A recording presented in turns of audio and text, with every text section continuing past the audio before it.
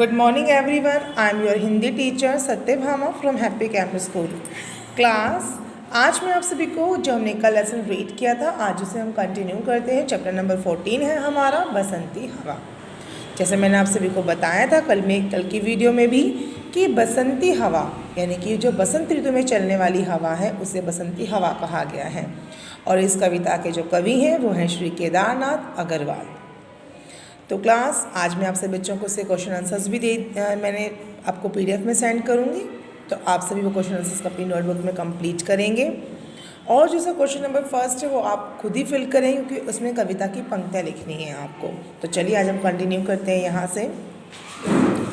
चढ़ी पेड़ महुआ थपाथप मचाया, गिरी धम से फिर चढ़ी आम पर, उसे भी झकोरा किया कान में कू, उतर कर भगी मैं हरे खेत पहुँची, वहाँ गेहूँओं में लहर खूब मारी। आप देख सकते हैं तो उसमें फिर हवा कहती है कि मैं महुआ के पेड़ पर जा पहुँची, वहाँ जाकर पहुँची और उसे मैंने खूब उधम मचाया। कभी नीचे की ओर गिरती तो कभी ऊपर की ओर उठती। जैसे एक छोटे बच्चे अटखेलियाँ करते हैं ना, कभी पेड़ पर चढ़ते हैं कभी कूदते हैं। कभी देखा है आपने आमतौर पर घरों में बच्चे करते हैं, बैट होता है ना, ऊपर चढ़ जाते हैं, गिरते हैं, फिर उठते हैं, फिर गिरते हैं। उसी तरीके से हवा भी अटखेलियाँ कर रही है, कभी पेड़ पर चढ़ती है तो कभी उतरती है। फिर वहाँ से जा पहुँची वो आम के पेड़ पर, उससे भी खूब हिलाया आम के पेड़ को भी, किया कान में को। यानी कि कहने का अर्थ ये है कि जब बसंत ऋतु आती है बच्चों, तो कोयल जो है वो आम के पेड़ पर बैठ के कूकना शुरू करती है, जो इस बात का संदेश देती है कि अब बसंत ऋतु आ गई है।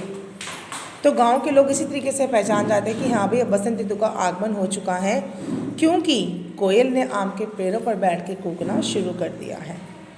फिर कहती है मैं वहाँ से उतरकर वो कहाँ पहुँच जाती है, खेत में, जहाँ पर उसने गेहूं की जो बालें होती हैं उस फसल को उसने खूब लहराया, उनमें खूब लहर मारी। लहर मारने से मतलब उनको खूब हिलाया, उसमें खूब निकली, घूमी।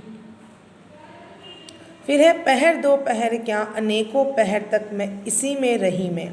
यानी कि बसंती हवा कहती है कि मैंने कोई समय तय नहीं किया, मैं जब तक हो सका तब तक रही, फिर चाहे वो दोपहर था या अनेकों पहर तक मैं उसी में बसी रही।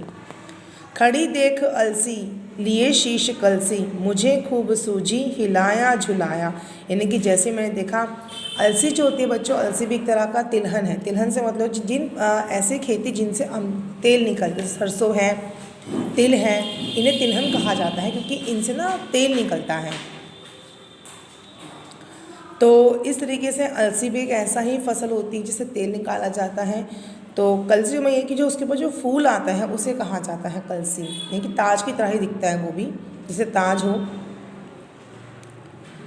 उसके बाद क्या हुआ कि देखेंगे फिर, तो इस तरीके से वो उसमें घूमी, लेकिन गिरी पर न कलसी इसी हार को पा, हिलाई न सरसों झुलाई न सरसों, हवा हूँ हवा में बसंती हवा हूँ।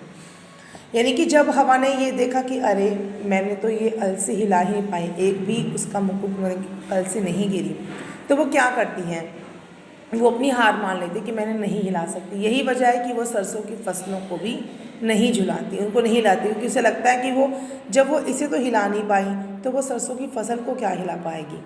तो यही सोचकर वो अपनी हार स्वीकार कर लेती है। उसके बाद है मुझे देखते ही अरहरी लजाई, मनाया बनाया न मानी न मानी।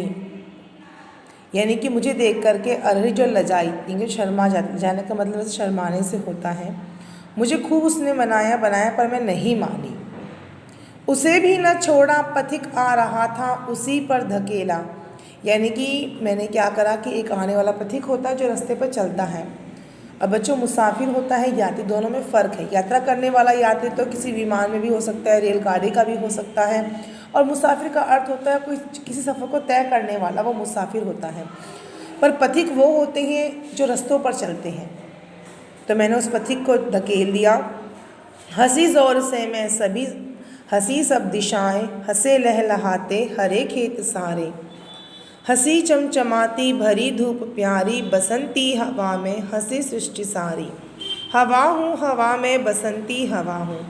तो कहने का यह अर्थ यह है, फिर हवा कहती है बसंती हवा कि मैंने फिर उस पथिक को जैसे ही मैंने धकेला उसको, तो उससे मैं जैसे ही मैं हंसी तो चारों तरफ की दिशाएं हंस पड़ी, चारों तरफ हंसी थी। ठीक है, दिशा की अभी आप जानते हैं कि खेतों की या दिशाओं की, ठीक है, या धूप की क्या कोई हंसी दिखती है आपको? नहीं। जब धूप की जो चमक होती है वो बता देती है कि हाँ, धूप जब आप हल्की हल्की मीठी मीठी धूप आपको लगती है, अगर हल्का गर्म महसूस होता है तो लगता है ना जैसे धूप मुस्कुरा रही है। जब आप अपने चारों तरफ हरियाली देखते हैं तो आपको लगता है कि जैसे ये पूरा संसार मुस्कुरा रहा है।